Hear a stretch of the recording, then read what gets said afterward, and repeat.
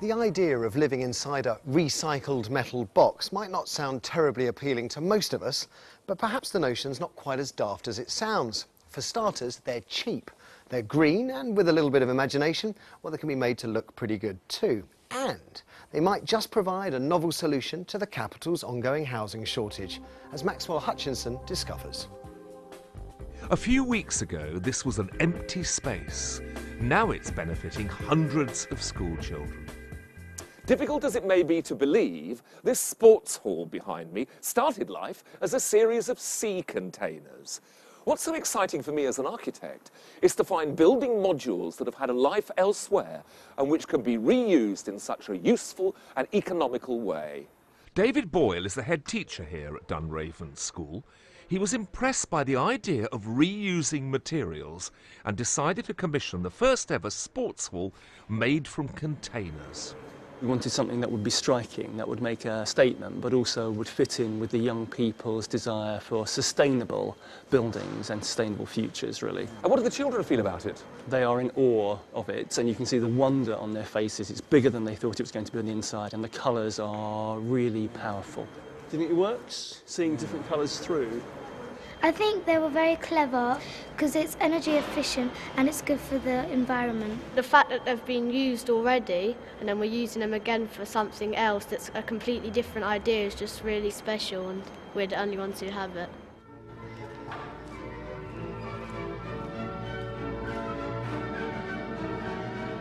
Within 3 days, the structure of the sports hall was in place. This whole building has been created out of just 30 containers, literally in a matter of days. They're designed to stack on ships, but they make perfect building blocks. Developer Eric Reynolds is the inspiration behind the project. They're steel buildings, exactly the same as many other steel buildings that we all pass by every day. They're painted using marine paint, so the sort of materials that we use are adequate for use at sea. So here in leafy Streatham, they should last forever.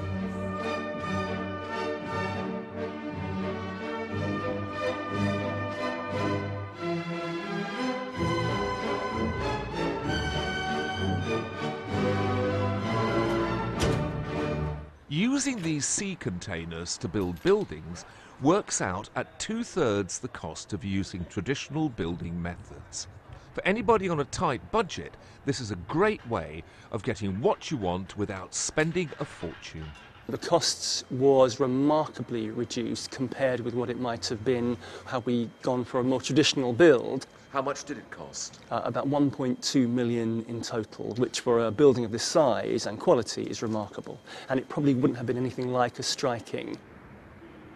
Made from traditional bricks and mortar, a structure like this would have cost close to £2.5 million, so that's saving a fantastic £1 million.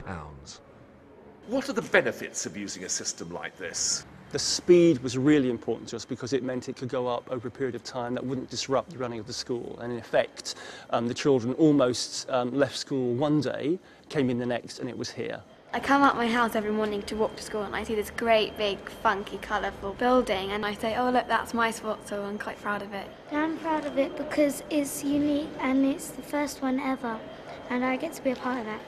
The idea of using sea containers to make buildings began here at Container City at Trinity Buoy Wharf in Docklands. This was the very first building to be built back in 2001.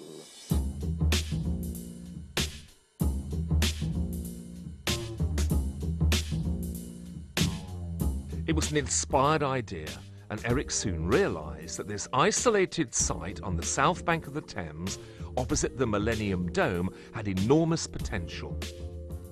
So you start with a watertight metal box, cut some doors and windows in it, insulate it on the inside, paint it a bright colour, stack lots of them up together, and you have some architecture.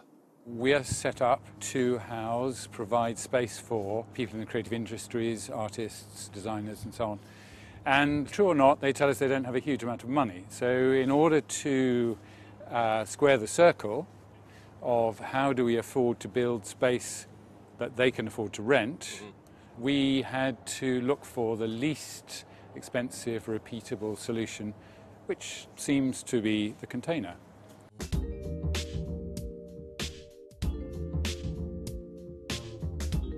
The idea began to grow, and now Container City is home to a thriving community of artists and creative businesses with 170 people living and working here. Hello, Sophia. Hi, Max. How nice to meet you, Matt.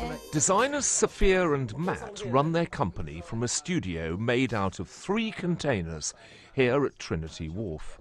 They've been here for 3 years and absolutely love it. This is our main room. This is where we cut and make. We also have a little kitchenette area. It doesn't cost very much to be here. The rent isn't too expensive. Heating and electricity is not too expensive. We don't have to travel too far either, so it is economical for us. Even before we looked inside the studio, just looking on the outsides, we were amazed with all the different colours. The circular windows, I love that. In the summertime, it's nice to have them all open. What's great for a growing business is that when more space is needed, it's very easy to expand. We needed an extra space and we emailed the office, just sort of explaining our situation. We needed more room. They came to examine the walls and we managed to knock through and get the smaller studio next door. Land in London's in very short supply. Cost constraints at the moment are absolute. These boxes are available throughout the world. So this provides a really good green alternative to building in our capital. It's quite clear to me that the biggest potential lies in affordable housing. We have a situation where there seems to be an inexhaustible queue of people who want to live somewhere. A government who's prepared to spend an awful lot of money subsidising that. And this sort of lightweight, speedy, low-cost solution could go some way to getting quite a large number of people into sensible housing. How much would an affordable house cost to build? A 2-bedroom apartment, about £40,000. That's with everything. What I really like about these blocks is the rawness. They're containers and they haven't been disguised to look like something they're not. We think that they are quite funky and amusing, and people who like them really like them. We have covered them with straw to make a point, and we've covered them with mirror to put them outside a nightclub and so on. So obviously one can do all those things, but they are a metal building. So to cover it with brick wouldn't be terribly sensible.